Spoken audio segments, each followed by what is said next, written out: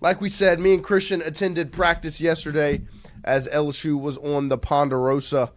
We got to see some 7-on-7 and 11-on-11. We walked out there. They were taking a little break. They got straight to 7-on-7. My overarching on the 7-on-7, I would say, is that the offense won the 7-on-7 session, and I think that should be expected. Like the strength your defense has right now is causing havoc, especially in that front seven, and you're missing that front four with 7-on-7. So you're not having Nuss really isn't under pressure when he's throwing. He's allowed to be relaxed and calm and wait on things, and I felt like they were crushing the middle of the field. 7-on-7? Yes. Yeah. Tell that to Tyler Shuck. Yeah, whatever. I've never seen that before. Well, he's not going to be your Saints starting quarterback this year. It's going to be Spencer Rattler. Hell yeah. And Garrett Nussmeier. But yeah, and I thought they were crushing the middle of the field. They were hitting some really good, some dig routes looked really good. You started with a Nussmeier to Kyle Parker over the middle, and then you had Van Buren hit Nick Anderson, Hurley hit Trey Dez, and then Hurley had a bad throw that was a dropped INT by Deshaun Spears. I had 42. Do what? Wait, no, you're right. Yeah, I am. Yeah. That's all right. But we'll get into that more. I just want to ask Christian your overarching takeaways from just the 7-on-7 section before we get into the 11-on-11. A lot of quarterback changing, so I think it was hard for the guys to get into a groove and really, I guess, settle in. I think I noticed this also in 11-on-11. I felt like the defense was able to hold the offense to minimal yardage. When they did pick up the first down, it was by 1 to 2 yards, unless it was down the sideline to Trey Dez or Chris Hilton. But no, I thought the defense played tight coverage. And I thought when A.J. Halsey came up and hit Xavier Thomas, I thought that really sent a message to the offense because, again, they're in 7-on-7, and they're hitting kind of full speed close to it. Right. And jarring the ball loose on Xavier Thomas. And you are worried about the size a little bit with guys like him and Aaron Anderson. But I think it was also good to see a guy like Nick Anderson step up and kind of be that big wide receiver for you, making tight catches on curl routes and short little bubble routes. Yeah, so. I agree. I think it was a very competitive day, from the jump. The energy yesterday was competitive energy. They've had the upbeat energy, the ready to work, ready to grind every single day. Yesterday, the competitive energy that they had was the best I've seen at an LSU practice in a long time. They were competing every single rep. And we got to see, like I said, 7-on-7 and 11-on-11. I thought Nick Anderson had a really good day.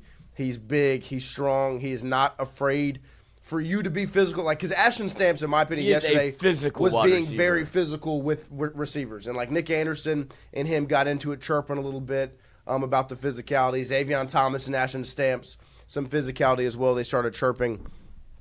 I thought Nick Anderson looked really good, but not just the physicality standpoint. He was crisp. The timing was there. I really liked the connection him and Nussmeier had yesterday. I thought Nick Anderson was the brightest spot of the day because your wide receiver room is already small with Aaron Anderson, sub Kyron Lacey role for you where he's just the bigger receiver in the room with good hands, runs crisp routes, and he looked crispy yesterday. So yeah, I mean there's a reason they went out and got him is because he is different than everybody else that's in that room. He was the one thing that you felt like you needed. It was a huge get. Yes, after the C.J. Daniels news where he's coming back. Yeah, and it was announced by your head coach that he's coming back to play for LSU for one more year. Clearly, that wasn't the case, and so you needed to go find a big physical body that can do something a little bit differently than Xavier Thomas, Aaron Anderson, and also with a healthy Chris Hilton, it gives Nick Anderson, who I think is faster than people give him credit for, but he's that big body that you were looking for. And I mean, it's hard to score 10 touchdowns in the SEC, and he was able to do that. Yeah, no, I mean he's legit, and he's a different receiver than what they had and have. You have Xavier and Aaron who kind of fit a similar mold. Berrien, who's a little bit bigger than them height wise, but still kind of fits that mold. Chris, who's a runner, and he can stretch the field, but he can also – these guys are quick and shifty. Yeah, but Chris Hilton's more polished than people think. Yes, he's not just a go-route guy. But Nick Anderson is the other thing you needed where A true X. yes, like 1,000%. I thought he looked really good yesterday. I thought Nussmeier looked crisp yesterday offensively. I have, let's see, a couple of, like, he made a couple throws. Those were in the 11 on 11. He had back-to-back throws that were, like, there was, I'll say, in the 11 on 11 section, he goes to the right in pressure or it was a free play. This is what it was. Free play. They jumped. He got them to jump. He drops back. Trey Dez just goes. Which, coach, you can't get upset when it's a free play and it's 14 going long. Just thank God he's and on you're the field. Throwing it up to 14. Like, Trey Dez just points. They go. Nuss just throws it up for him to grab. Trey Dez goes up, gets it. Looks like he gets a foot down. You can't really tell, but it's fall camp. Count it. It was excellent. I thought he did. They got hyped up, and then the next play, he goes other sideline. It's Pickett on Hilton with Deshaun Spears at safety, and Hilton beats him off the line, and Nussmeier drops back and just layers a football, drops it right between the corner and the safety, right to Hilton on the sideline. It was beautiful. Like, I looked at Christian and I said, brother, that is a beauty. It just showed off the danger of the wide receiver room. I know Trey Dez is listed as a tight end, but he was lined up outside. Jordan Gilbert was in coverage. He kind of looked at Nussmeier and said, "Hey, mismatch." Mm-hmm. Catches the ball over Jordan Gilbert, makes him look foolish, and then Chris Hilton does the same to DJ Pickett. So well, and I think the free play was almost strategized because they had Trey Dez split out wide 1-on-1. And Nuss did a hard count. Like, they didn't just jump. Like, Nuss did a hard count, they jumped. And so it was almost like strategy of, if they jump, it's a free play, Trey Dez 1-on-1 with somebody. Go get it. And go up and get it. And this is not the first time we've seen that. Like, you've seen them work a hard count and not have the wherewithal to go deep or understand that you have a free play. Now, I've seen that at least 3 times from Saturday and what y'all are saying happened yesterday, where they're working on Garrett Nussmeier. And you know what this tells me? Braylon Moore. Yes. A seasoned Polished center that they announced he's the guy. He's the guy. There's no center competition.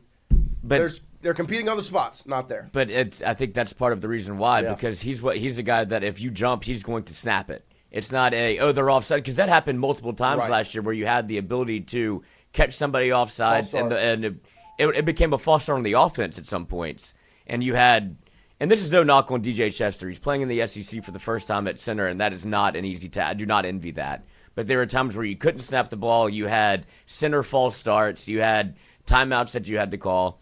Braylon Moore, that's such a weapon to have in your back pocket that you can get free plays to Nick Anderson, Trey Dez Green, Chris Hilton, where now they're working on it to where if you're able to go with a hard count and then you have that type of speed on the field, those are touchdowns. Yes. No, 1,000%. And I thought in the 7-on-7, offense definitely won, and I think that's what I'd prefer. I want the offense to be able to win 7-on-7 type things, especially with this team, because the strength of this defense is going to be that front seven, especially that pass rush. But I still think that the defense did make some really good plays. Christian said his breakout from yesterday, or the guy he had circled after yesterday was Nick Anderson. Mine was number 7 yesterday. Harold Perkins looked absolutely excellent yesterday. And he looked good on last Saturday when we got to watch the whole practice. He looked so good yesterday. Like, the interception he got against Nussmeier yesterday, where Nuss drops back and Perk kind of baits him into throwing one, and then jumps it. Like, it was textbook. Like, I really hate that we didn't have video, because I want y'all to see how I saw it. Like, it was as good as it gets. He looked excellent in coverage. A few plays before that, they ran a little the tight end throw. Like, whenever they RPO it, the tight end's running that little kind of flat route. They dumped it off to Bauer Sharp. Perk was there in a heartbeat, blew him up. Like, I mean, obviously didn't blow him up because it's practice, but he was all over it. Like, that was just a couple of plays before the INT. That was it was 2 out of 3 plays, Perks is making the play, one a tackle, the other one's an interception. Like, he looked excellent. They chirped a little bit after the interception. There was a little chirping going on. I think Nussmeier hit Perk with a little FU. But all in good fun. After the pick. Yep. And then Yeah, that's all in good fun. If you get picked off by Perk, man, fuck you, Perk. Yep. And then because he got him. Yeah, like, no, he did. fooled him. He tricked him. He baited him into it, and it worked. And then I thought Colin Hurley had kind of a rough 7-on-7 section. Ended it with a really, really good throw to Xavion Thomas, where he threw it with some anticipation. Xavion turned right into it. It was excellent. And then we got into the 11-on-11. They ran a little tunnel screen to Barry and Brown. I thought that one of the throws from Nuss to Chris Hilton over the middle was a beautiful throw, but what I really liked was the offensive line protected him well. He was able to really step up in the pocket. Like, you want to create a pocket if you're the offensive line. Like, they didn't allow anything to blitz Nuss from the middle where he needed to roll out. They kept everything around him. He stepped up in the pocket and he delivered over the middle. I thought it looked good. Then there was a little miscommunication, I believe, which was kind of the first hiccup we've really seen on that from that standpoint. With what looked like a tight end screen where Harlan Berry was blocking for Tradez Green on a tight end. And me looking at that, I was like, I just can't imagine they would put Harlan Berry out there to block. Like, I feel like there was a little miscommunication. They maybe messed that up. But I think right after that was one of the best plays of the day. The defense got really good pressure up the middle on Nuss, and he stayed true, delivered a throw to Xavion Thomas right on the outer third of the field. Xavion made a heck of a catch on it, which was a really, really good play. I thought that was impressive because that's not really a typical route you see a gadget player like Xavion run. I feel like that was kind of a polished, experienced route on the comeback, and, I mean, that was an even better catch. Yeah, no, it was an excellent, excellent throw from Nussmeier in the pressure, making it happen. And then right after, a couple plays later, they get a run stop. Bernard Gooden blows up the run. He looks excellent once again. And then right after that, they go right back to Caden Durham on a little draw play. And what I really liked about the draw was when they do it, it's a kind of an RPO-ish look, even though I don't think it's an RPO. Like, I don't think the option is there to throw it. But they make it look that way, and Nussmeier is still rolling out after and acting like he's throwing the football. So a lot of the defense kind of had their eyes elsewhere, and Durham was able to find the hole and get up the other way. And then with the twos, when they put the twos on the field, Perk stayed on the field and moved to edge rather than star. So when he was with the ones, he's playing the star position. When they went to the twos, he moved to the edge and rushed.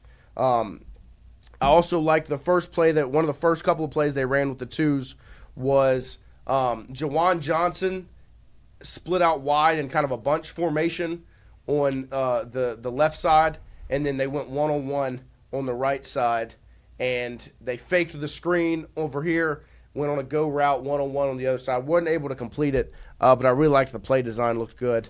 And then Perk once again on a tight end motion screen. He blew it up. Then let's see what else happened.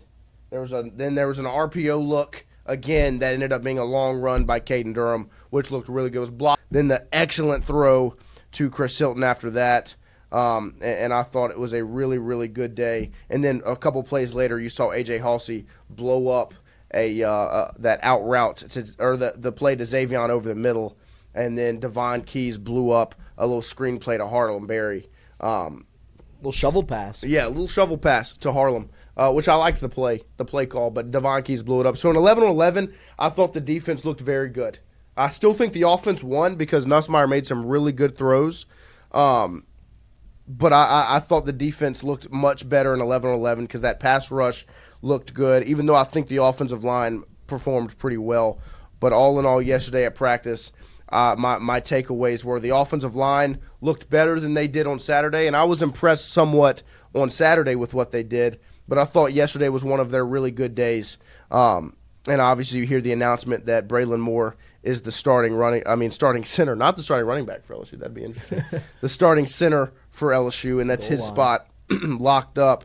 I thought they had a good day, but I really thought my takeaways were Nussmeier. He looked crisp. I thought Nick Anderson looked like the guy that you went out and got for a specific reason. He looked really good. Aaron Anderson was back on the field yesterday, no leg sleeve. They're hoping to get him back to action later on this week.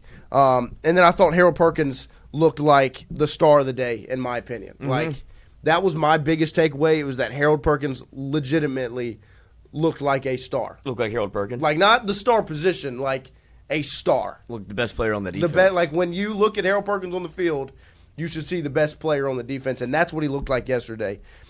And the best part about that is, in 2023, I was saying the same thing. Perk looks like the best player on the defense. That's because he was, but he was on a defense that was not very good. He is now looking like the best player on a defense that has some really good players. And he's flying around, man. And I thought Mansour Delane looked good. A.J. Halsey looks like he will be he's going to be a starting safety for this team because he patrols the field well, and he's not afraid to be physical and blow something up. You know, I thought the one where he hit Xavion to break that pass up over the middle was really, really good. And kind of what LSU was missing is a little bit of an enforcer from that DB position where you're not scared to hit somebody. You know, like there were some times at safety specifically for LSU over the last couple of seasons, you know, that you didn't really have somebody that would drop their shoulder and hit something. And I liked the way that A.J. Halsey looks at that position where he is not afraid to be physical and make something happen. But I think all in all, it was a good day for the offense yesterday from all standards. Wide receivers looked really crisp, running routes. Nussmeier moved in the pocket well, made, like I said, some really nice throws. But my biggest takeaway is Harold Perkins. And I want to pose the question to Lloyd. When you think about this team and the positions that have been upgraded, like because they've put an emphasis on upgrading positions, especially like the offensive line, they needed to upgrade a couple of those spots. Wide receiver, they didn't really need to upgrade, but they did. But especially on the defense, they needed to upgrade the edge rusher room. They did that. They need to upgrade the defensive back room. They obviously did that. Is there a position you think, Lloyd, that has been upgraded the most looking at the LSU 2024 defense to the LSU 2025 defense? Whether it's a specific position or a position group. Upgraded with just the portal or just in No, general? in totality. Like if you're looking at the defense, the starting 11 game one last year to what you expect the starting 11 to look like game one in 2025. The easy answer is right in front of you, right? Should be the secondary. Right. And not only just the secondary, but the back half of the secondary because Grady just said he had perk fatigue. I was like, buy your stock back. Like if you're tired of hearing about him or like you're uneasy or unsure about what he's going to do and impact the football field, get your stock back because Perk looks like an NFL player on a college football field. Yep. But that was speaking of fatigue, I think people had Major Burns fatigue and Sage Ryan fatigue. Those are now, that fatigue is over. You don't have to worry about that. They're Army clothes. But what you've done to upgrade that safety room, I believe whether it be through not only recruiting, but also what you did in the transfer portal and to be able to go back in the second window of the portal and upgrade it again, I think you're going to see the back end of that defense be so much better, so much more well-communicated, and the looking around and putting your hands up and going, what are we doing? Should be gone. Is gone. Yeah. And so that would be that's the easy answer. But I do think I'm with you. What they've done on the defensive line, like with Bernard Gooden, and then I'm still like bullish on Gabe Relaford. Oh, of course. I mean, buy stock. Yeah, I think he flashed last year, but he's a guy that whenever he played, he looked like he belonged as a freshman last year. Didn't really get as much opportunity as I think he should have, but now I think he's going to play a major part in what LSU does defensively. But also the additions you've made, whether it be Bernard Gooden, Patrick Payton, like they're everywhere. I agree. I think that position group, the defensive line as a whole, McKinley has been absolutely upgraded. To me, the biggest position, and I'm going to say a specific position, because I'm with you on the safety front, but like I'm counting Major Burns as last year's star. So like you had Sage Ryan and Jordan Gilbert as your two safeties who have been upgraded. You're going from Major Burns at star to Harold Perkins at star.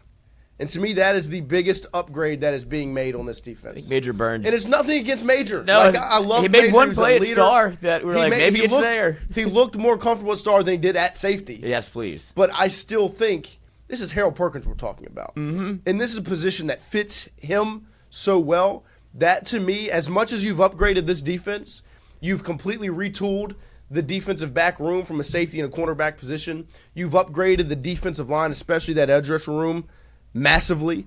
Even offense, you've upgraded some positions. The biggest upgrade from the 2024 team to the 2025 team, to me, is that star position, and it's gone from Major Burns to Harold Perkins. Like, I think your team became drastically better with Perk at star rather than Major Burns. And I'm excited to see what he looks like with a full offseason. Because like Glimmer said, Perk did play some star last year. He did. I agree. He did. He did not work there over the offseason.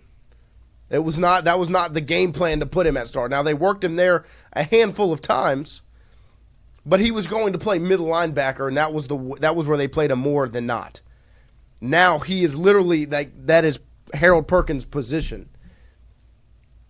And I'm excited. I really am excited to see what he does, because it yesterday made me feel extremely, extremely excited about what Harold Perkins could look like. Where he's got 2 plays that he blows up at the line of scrimmage. He gets a quarterback hurry. He gets an interception. Like, that is the Harold Perkins you expect, where he is just everywhere. If a play is there, if a play is being made, a big time play, you expect it to be number 7. In general, this is LSU's defense. You expect number 7 to be the one making plays. Just going back to Patrick Peterson and Tyrann Mathieu.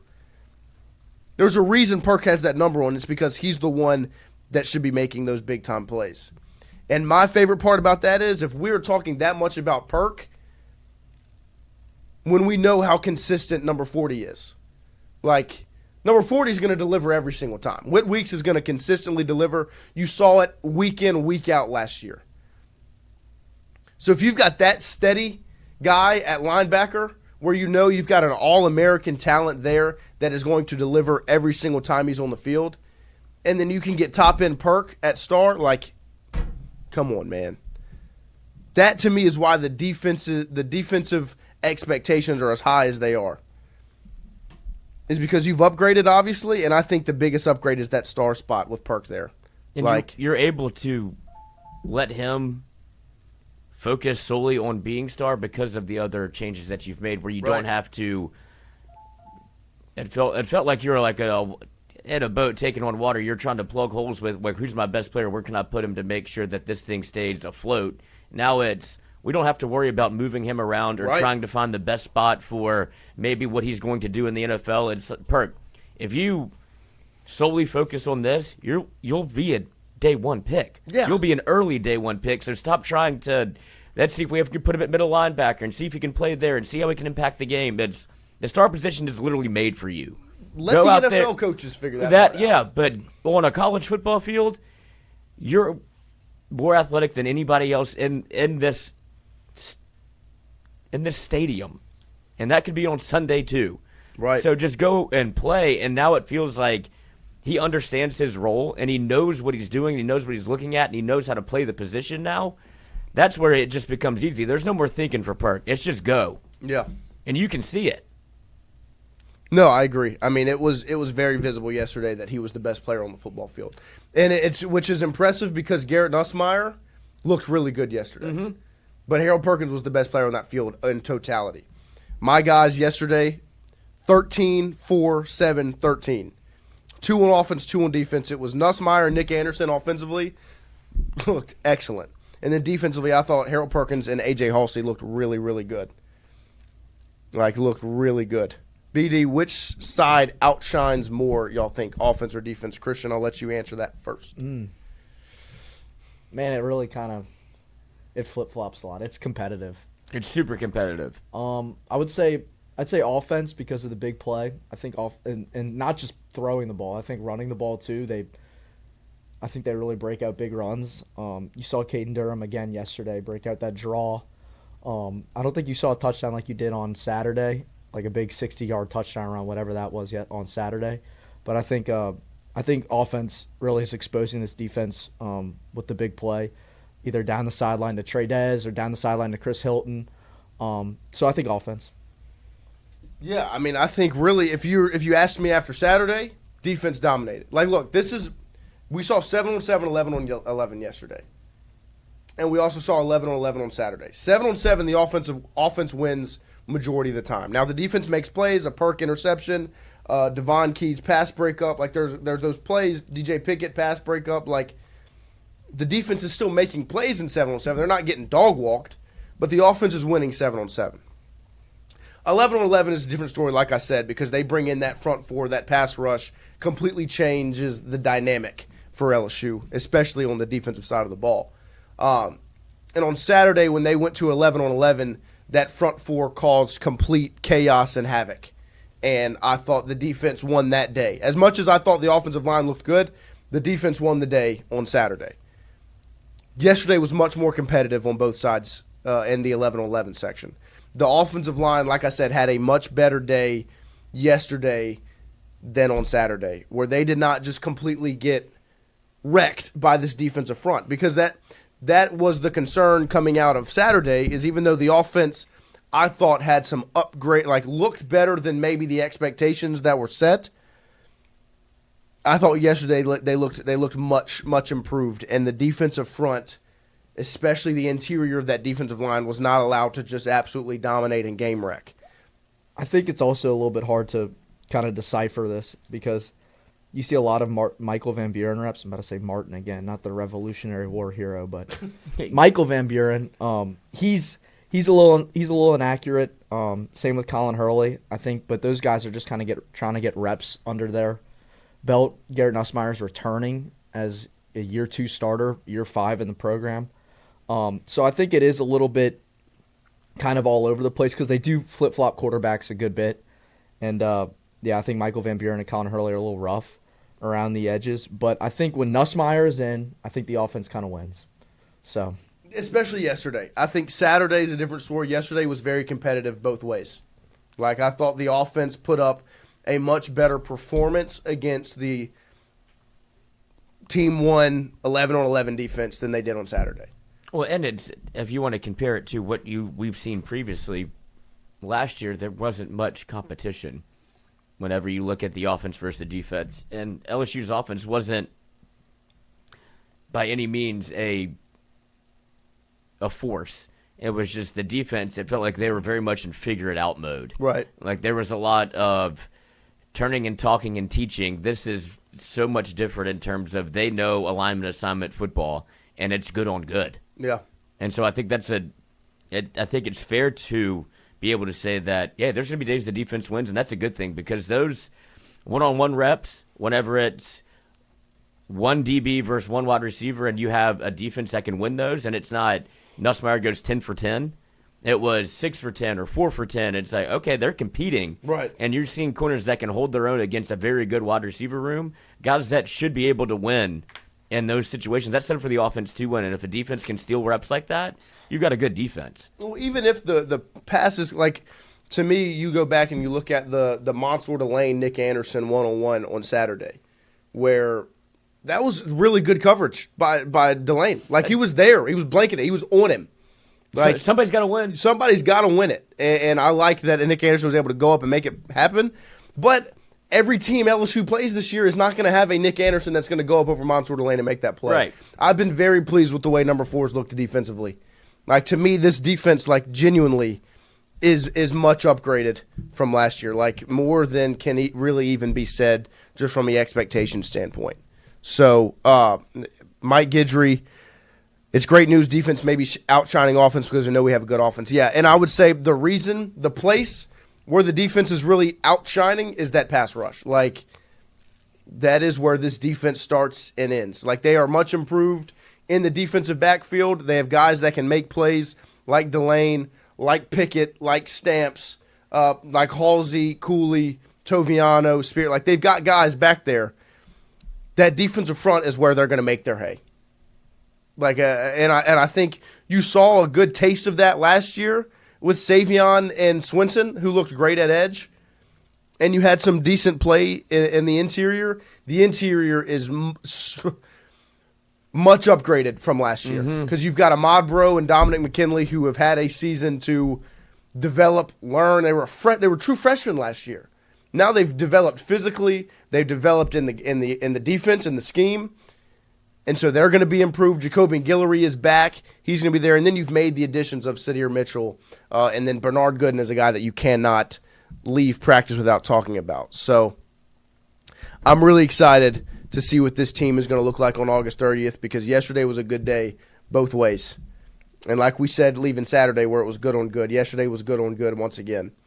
And the competitive energy is the one thing that I want to make sure we talk about one more time before we close out hour number one. It's just the competitive energy yesterday was real, man. Like, that was the most competitive I've seen an LSU football practice in a minute, where the coaches, the players and the coaches, the players and the players, like, they were getting after it, man. They were chirping. You saw, like, I remember a couple back-to-back reps where it was Nick Anderson versus Ashton Stamps, got really physical up the sideline.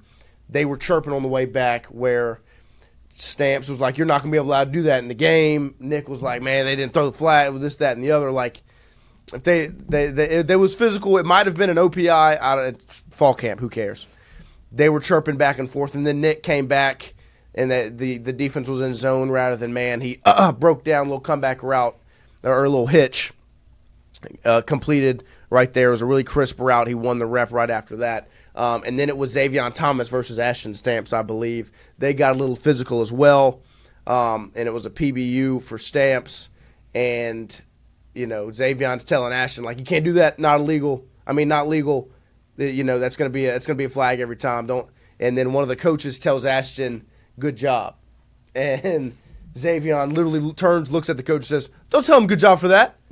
Like, that's not legal, so don't tell him good job. Like, the competitive energy you saw yesterday, I thought was awesome, man, and it was really, really reassuring. And not only that, but also the way they were able to play at a high level. So, well, it's good to continually see. It's not just one day. It's every day they're going out there and competing. Like, it truly feels like they enjoy practice, which is a tough thing to do, but it's not fake energy. It's not faux energy. I think they truly enjoy going 7-on-7, 11-on-11, because there's really no parts of these practices that they struggle in. There's no, it doesn't feel like the dog days of camp. And I know it's early in camp, but still, like, these are things that if you're not a good team, you don't enjoy any aspect of this because you're getting your ass chewed, you're getting beat. Like, that, there's nothing to really look forward to. Yeah. Instead, it's all clean, crisp, and competitive. Yeah, they're not talking just to talk. They're talking because it's competitive. Right, they enjoy going against each other. Yeah, it's not an animosity or hate or, like, a fight in fall camp. It's legit where they're both trying to make each other better, but they both want to win the rep. Yeah, no, definitely. And I thought yesterday was a really good day for LSU.